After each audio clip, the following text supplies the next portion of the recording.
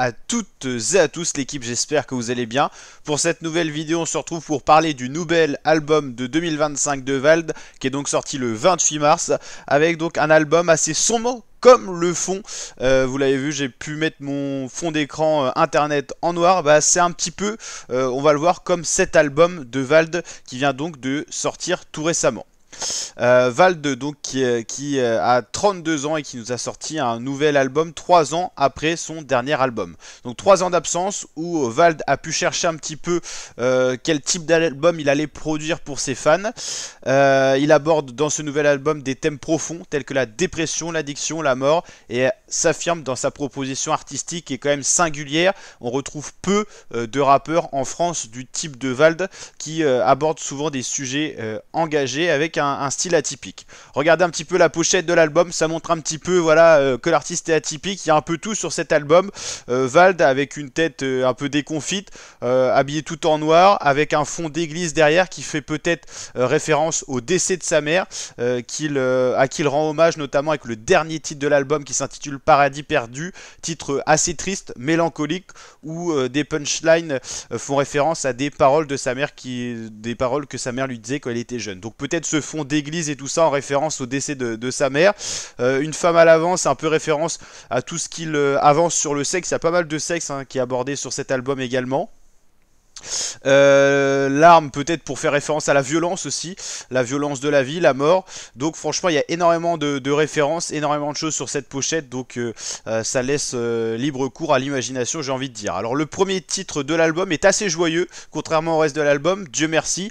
Val l'a dit notamment en interview, une interview qui est sortie sur sa chaîne YouTube, il a voulu mettre un peu de joie quand même dans les premiers titres de l'album, vu la suite de l'album, en fait vu un petit peu le chemin que suivait l'album, il fallait au moins que ça commence avec des titres un peu plus joyeux.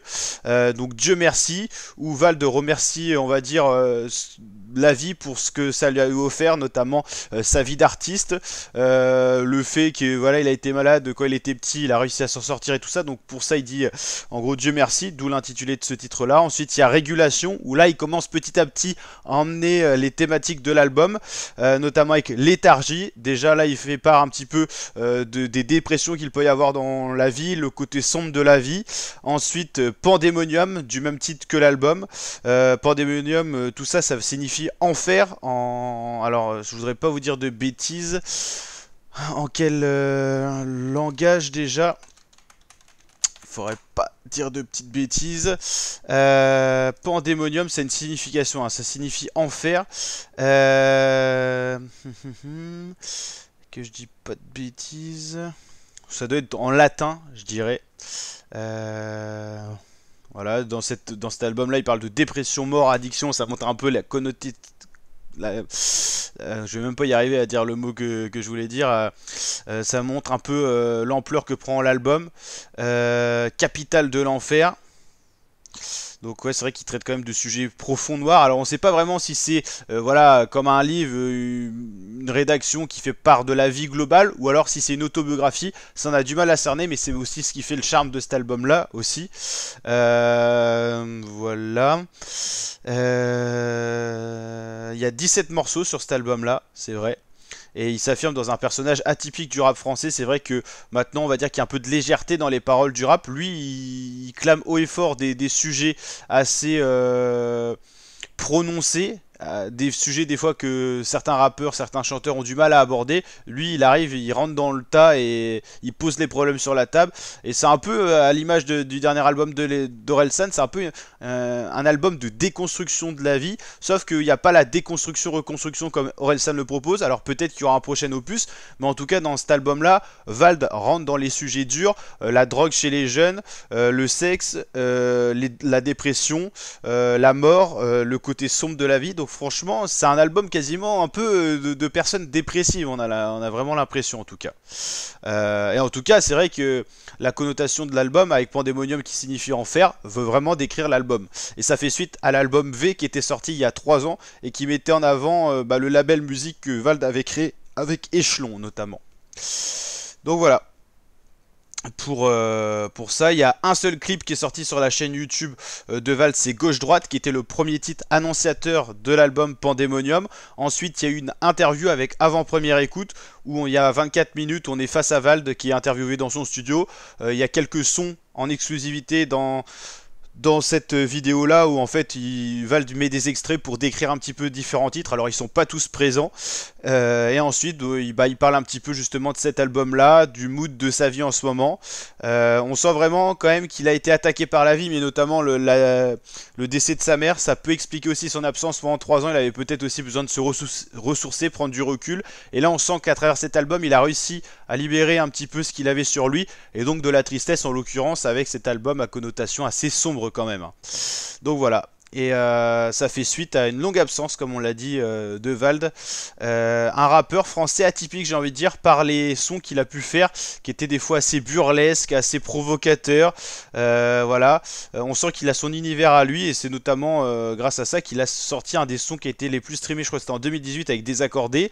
Au niveau de ses albums studio, Agartha, premier album, 300 000 ventes, c'est énorme. Xe, 400 000, c'est énorme aussi. Ce Monde est cruel, 250 000. C'était un peu à la période avant le Covid, 2019 justement. Horizon Vertical, c'est un peu le flop. Un album en commun avec Eus l'Enfoiré, mais seulement 80 000 ventes, même pas certifié disque de platine. Et son dernier album, 2022, 250 000 ventes.